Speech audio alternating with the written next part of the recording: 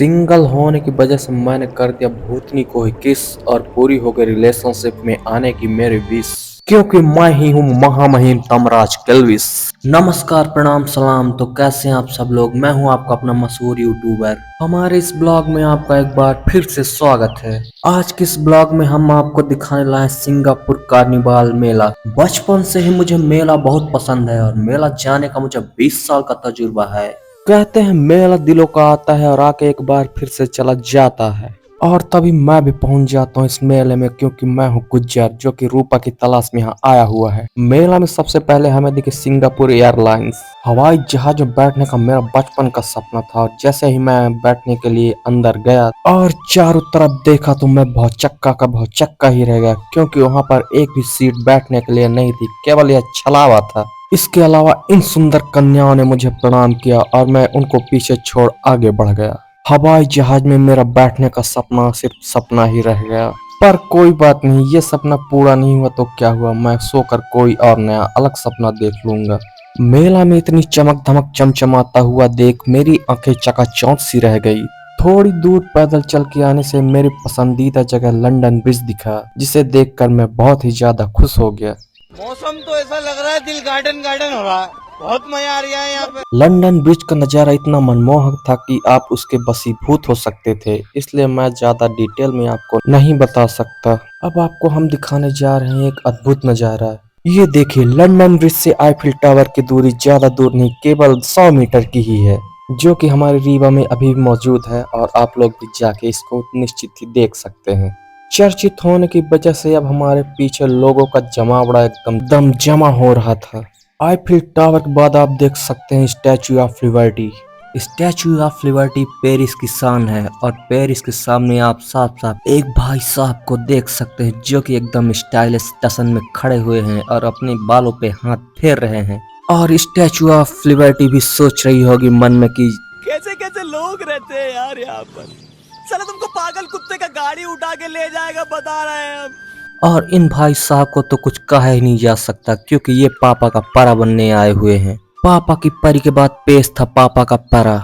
मेले में आप उड़ने वाले घोड़े भी देख सकते हैं, जो कि खड़े हुए हैं और उड़ने को इन मोहतरमा के साथ तैयार हैं। हमें दिख रही थी दुनिया की मशहूर फेमस इमारतें, जिनको देख के हम थोड़ा पागल से हो रहे थे। तभी हमें दिखी दुबई की फेमस मंजिला इमारत मियां खलीफा। अबे साले, जो माफ करना, मैं इधर तमीज से मुझसे मैं इधर उधर निकल जाता हूँ। तोबा तोबा, माफ करिएगा, बुर्ज खलीफा। खलीफा नाम होने की वजह से काफी ज्यादा कंफ्यूजन हो जाता है। बुर्ज खलीफा को पीछे छोड़ अब आप आईफिल टावर के सामने भीड़ भाड़ का माहौल भी देख सकते हैं। अरे ये क्या, आईफिल टावर के सामने हमारे बप्पा की मूर्ति स्थापित है। इससे पता चलता है कि विदेशों में भी सनातन धर्म काफी तेजी से फैल रहा है।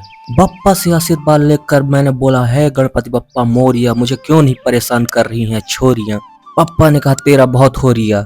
अगर आप ये ब्लॉग देख रहे हैं तो बताइए ये बिल्डिंग कौन सी है, क्योंकि मुझे इसके बारे में कुछ नहीं पता। और तभी हमें दिखा चुपचाप खड़ा एक डायनासोर, जो कि शांत खड़ा था, शोर नहीं कर रहा था। साथ ही हाथी, मेरा साथी भी दिखा। इतने सारे जानवरों को देख मुझे लगा मैं कहीं चिड़ियाघर में तो नहीं आ गया। जिराफ से मैंने अपनी लंबाई नापी तो जिराफ मेरे से थोड़ा ही ज्यादा बड़ा निकला। सामने बैठा शेर मुझे देखकर ढेर हो गया, क्योंकि उससे बड़ा शेर उसके सामने खड़ा हुआ था। और वहीं पर शेर कुछ बोल देता तो मेरा आगे से गीला पीछे से पीला हो जाता। हाथी मेरा साथी सूंड उठा के मुझे नमस्कार किया। रेनडियर, तुम यहाँ क्या कर रहे हो? जाके बारिश में भीगो। ये प्यारा सा पक्षी मुझे देखकर नतमस्तक हो गया और कहा, हुजूर तोहफा कबूल करो। दो मोटे हाथी घूमने चले।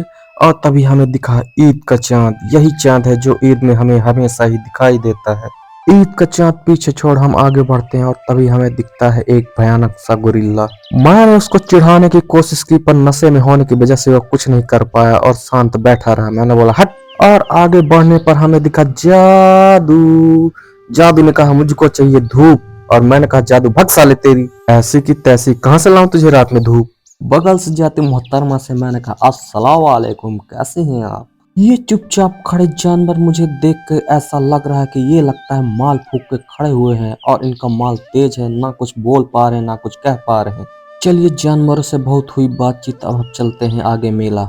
हर माल 10 रुपए की होने की वजह से मुझे लगा क्यों ना कुछ माल यहाँ से गायब कर दिया जाए और रफू चक्कर हो जाया जाए। तभी मैंने अगल बगल जायजा लिया, कोई मुझे देख तो नहीं रहा। तभी मेरी नजर गई, आप सीसीटीवी कैमरे की नजर में है। इतना देखते ही मेरे अरमानों पर पानी फिर गया और मेरा प्लान फेल हो गया। हमारे रीवा में भी आप पा सकते हैं ओरिजिनल आदिवासी ऑयल, जो कि आपके बालों को लंबे और घने काले कर देगा। अहिंसावादी होने की वजह से मैं गन नहीं उठाया। और ये शानदार झूले में मेला आप देख रहे होंगे, माफ करिएगा, मेले में जो झूला लगा हुआ है काफी शानदार दिख रहा है। सर झुका के कर सलाम है शाम शानदार। तभी मैंने देखा एक आदमी आलू को घुमाकर उसको लकड़ी में फंसाकर उसमें नमक मिर्चा मिलाकर कढ़ाई में डालकर उसकी जलेबी बना रहा था। ऐसी जलेबी मैंने जिंदगी में पहली बार देखी थी, जो कि वीडियो के माध्यम से आप साफ साफ देख पा रहे होंगे। मैंने उससे नाम पूछा तो उसने कहा ये है पोटैटो ट्विस्टर, जिसे हम हिंदी में आलू का बवंडर या चक्रवात नहीं तो बड़े बर भी गाँव की भाषा में कह सकते हैं। इससे आप समझ सकते हैं कि हम 21वीं सदी में आ चुके हैं। इतने बड़े झोलों को देख मैं तो डर ही जाता हूँ। अगर जो मैं बैठूं तो आगे से गीला निश्चित ही पीछे से पीला हो जाए और मेरा पुर्जा पुर्जा भी ढीला हो जाए। हमारी गांव की भाषा की बात की जाए तो इन कॉर्न को हम लोग आज भी भुट्टा कहते हैं, जिसमें नींबू नमक लगा के खाया जाता है। और तभी हमें गाने की आवाज आती है, मैं हूँ जियान, मैं हूँ सबसे ताकतवर। जियान का गाना सुन लगा कि हमारे कानों से अब खून आ जाएगा। क्यों ना इससे अच्छा भूत ही देख लिया जाए और भूत महल में जाके भूत से मिला जाए। रात का माहौल, डिम डिम लाइट, डर के मारे हम हो गए थे फुल टाइट। और हमें साफ सुनाई दे रही भूतों की चल रही है अंदर जरूर कोई फाइट। भूतों की फोटो आप वीडियो पर देख सकते हैं कि अंदर हमें कौन कौन से भूत किस प्रकार के मिलने वाले हैं, और आप ये सब देख के अंदर से हिलने वाले हैं। और जैसे ही हम अंदर के लिए बढ़ते हैं तभी गेटकीपर ने हमारा रास्ता रोककर हमसे टिकट मांगता है कि पहले टिकट दिखाओ फिर अंदर जाओ। अंदर जाते ही भूत ने सर हिलाकर हमारा स्वागत किया कि आइए, हमारे भूतिया महल में आपका स्वागत है।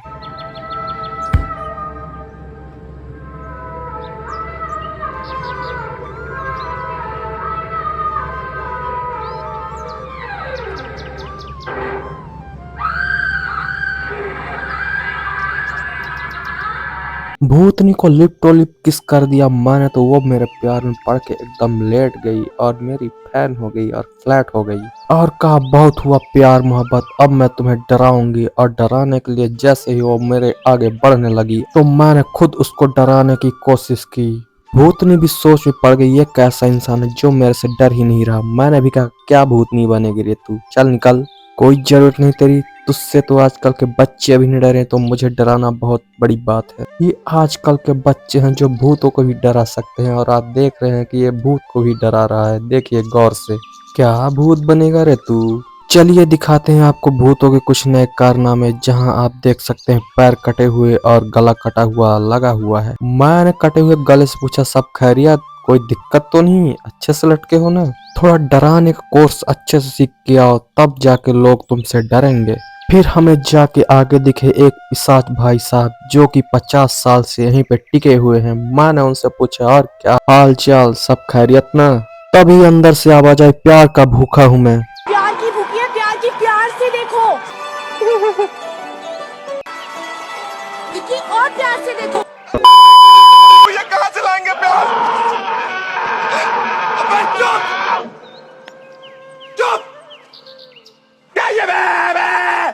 कोई तरीका होता है बदला लेने का यार। जा रहा हूँ मैं यहाँ से। अरे ससुरा, ये तो ये डरा रहा है जो कि छुप के लेटा हुआ है। भूत बंगला से वापस आने के बाद हमने खाया टेस्टी पिज्जा जो कि बहुत ही ज्यादा टेस्टी था और मजेदार जायकेदार भी था। मेला में ठेला तो ठीक था पर यहाँ पे ट्रेन भी चलती दिख रही थी हमें। ट्रेन के साथ साथ स्विमिंग पूल भी यहाँ पर सजा हुआ था जिसमें बच्चे नहा रहे थे और खेल रहे थे और साथ ही गेम खेल रहे थे कि एक मछली पानी में गई छपाक, दो मछली पानी में गई छपाक छपाक। तभी मछली तो नहीं पर एक लड़का जरूर पानी में चला गया छपाक और वो रोने लगा। तभी गार्ड भैया ने उसे बाहर निकाला और ब्लॉग में देख रहे इस लड़के को बहुत ही ज्यादा मजा आया। वाह क्या बात है।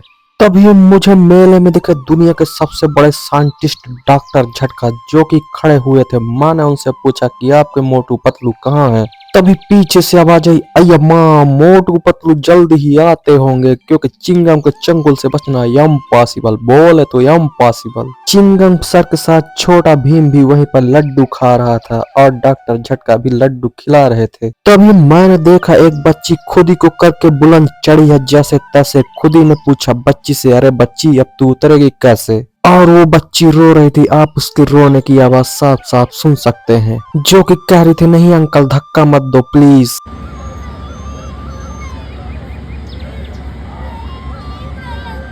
पर अंकल भी कहाँ चाचा चौधरी से कम थे, उन्होंने भी बच्ची को ऐसे धक्का दिया कि बच्ची सीधे नीचे आ गई। खत्म, bye bye, tata, good bye, गया।